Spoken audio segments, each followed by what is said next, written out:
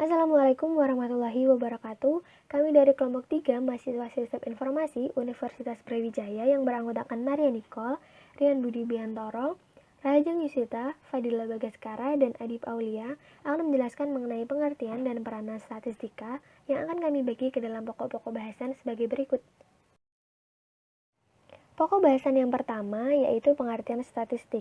Kata statistik sendiri berasal dari bahasa Latin yaitu status yang berarti negara atau untuk menyatakan hal-hal yang berhubungan dengan ketatanegaraan. Nah, untuk pengertiannya sendiri merupakan ilmu yang mempelajari tentang seluk-beluk data, yaitu tentang pengumpulan, pengolahan, penganalisisan, penafsiran, dan penarikan kesimpulan dari data yang berbentuk angka-angka. Selanjutnya ada peranan dari statistika, yang mana dalam kehidupan sehari-hari, statistika berperan untuk menyediakan bahan-bahan atau keterangan-keterangan berbagai hal untuk diolah dan ditafsirkan. Dalam penelitian ilmiah, statistika digunakan untuk mengemukakan kembali keterangan-keterangan yang seolah-olah tersembunyi dalam angka-angka statistik. Sedangkan dalam ilmu pengetahuan, statistika berfungsi sebagai interpretasi dari data kuantitatif ilmu pengetahuan, sehingga didapatkan suatu kesimpulan dari data-data tersebut. Lalu, apa perlu statistika? Yang pertama yaitu untuk menjelaskan hubungan antar variabel. Di sini contohnya seperti hubungan antara permintaan produk dengan tingkat pendapatan, maka akan digunakan analisis korelasi dan juga regresi. Kemudian selanjutnya yaitu membuat rencana dan ramalan. Seperti rencana pembuatan perumahan untuk 5 tahun mendatang, maka akan digunakan analisis data berkala. Yang selanjutnya, untuk mengatasi berbagai perubahan, seperti Ketua Serikat Buruh ingin mengadakan perjanjian dengan pimpinan, maka akan digunakan ilmu perhitungan angka indeks. Nah, yang terakhir yaitu membuat keputusan yang lebih baik. Contohnya, pada bagian pemasaran akan ada kondisi yang tidak menentu dari produknya, maka statistika yang digunakan yaitu teori keputusan dan uji hipotesis. Dan bagaimanakah fungsi statistika itu?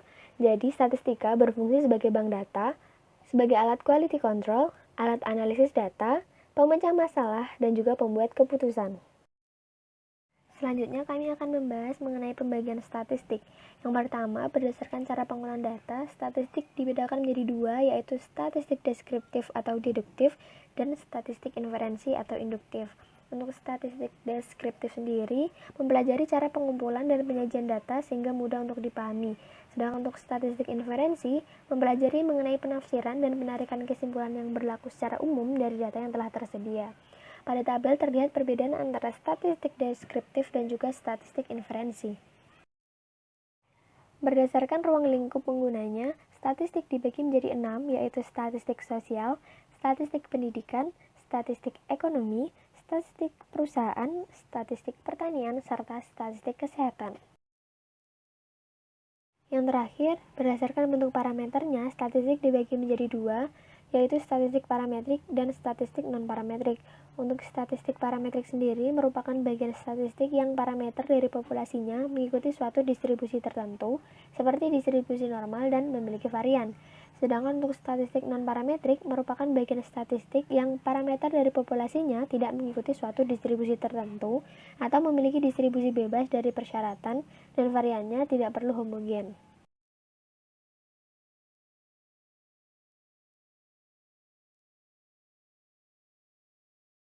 Pokok bahasan yang selanjutnya yaitu metodologi statistik, yang mana akan terbagi menjadi 5 tahap. Tahap pertama yaitu identifikasi masalah. Tahap identifikasi masalah merupakan tahap awal atau tahap perencanaan, yang mana masalah atau suatu persoalan yang ada harus dipahami serta didefinisikan secara jelas dan juga tepat. Misalnya seperti sifat permasalahan, luasnya permasalahan, serta dampak situasi.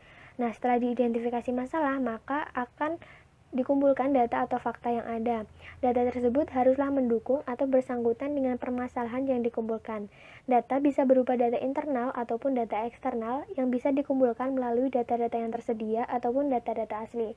Untuk data-data yang tersedia, yaitu seperti data-data yang diperoleh atau dikumpulkan melalui sumber-sumber yang telah ada seperti penelitian sebelumnya ataupun data-data dari perpustakaan. Sedangkan untuk data-data asli merupakan data-data yang diperoleh atau dikumpulkan secara langsung oleh si peneliti yang bersangkutan, jadi berupa data-data baru. Selain itu, data-data juga harus bersifat akurat, up to date, komprehensif, relevan, serta memiliki kesalahan baku yang kecil. Nah, kemudian pada tahap selanjutnya yaitu klasifikasi data.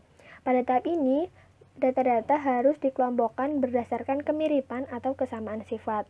Nah, selanjutnya akan ada pada tahap penyajian data, yang mana data sudah diklasifikasikan, disajikan, atau ditampilkan ke dalam bentuk tertentu, misalnya grafik ataupun tabel. Nah, pada tahap terakhir yaitu analisis data. Pada tahap analisis data ini merupakan tahapan akhir dari metodologi penelitian sebelum melakukan penarikan kesimpulan. Pada tahap tersebut diinterpretasikan hasil dari tahap-tahap sebelumnya, kemudian dibuat suatu kesimpulan yang merupakan titik akhir dari suatu permasalahan yang merupakan keputusan atau rencana yang menjadi jawaban terbaik dari masalah tersebut. Selanjutnya ada macam-macam variabel. Yang pertama, variabel independen.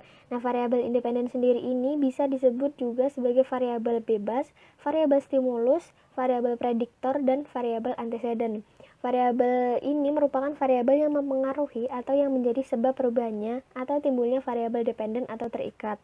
Nah, selanjutnya ada variabel dependen atau sering disebut juga sebagai variabel output, variabel kriteria, variabel konsekuen, variabel terikat, yang mana merupakan variabel yang dipengaruhi atau yang menjadi akibat karena adanya variabel bebas tadi. Nah, yang selanjutnya ada variabel moderator, yaitu variabel yang mempengaruhi di mana bisa memperkuat ataupun memperlemah hubungan antara variabel independen dengan dependen. Variabel ini disebut juga dengan variabel independen kedua. Kemudian ada variabel kontrol atau variabel yang dikendalikan atau dibuat konstan sehingga hubungan variabel independen terhadap dependen tidak dipengaruhi oleh faktor luar yang diteliti. Variabel kontrol pada penelitian juga bersifat sebagai pembanding. Yang selanjutnya ada variabel diskrit, di mana variabel yang selalu memiliki nilai bulat dalam bilangan asli, tidak berbentuk pecahan ataupun variabel yang tidak mengambil seluruh nilai dalam sebuah interval. Yang terakhir ada variabel kontinu, yang merupakan variabel yang memiliki nilai sembarang, baik berupa nilai bulat maupun pecahan, di antara dua nilai tertentu atau variabel yang mengambil seluruh nilai dalam suatu interval. Dan pokok bahasan yang terakhir adalah beberapa contoh aplikasi pada IT yang menerapkan statistika, seperti pengenalan pola, pengolahan citra digital, contohnya seperti mendesain filter, artificial intelligence, penentuan kombinasi password, dan tentunya masih banyak lagi. Demikianlah yang dapat kami sampaikan mengenai pengertian dan juga peranan dari statistika. Terima kasih telah menonton video kami. Wassalamualaikum warahmatullahi wabarakatuh.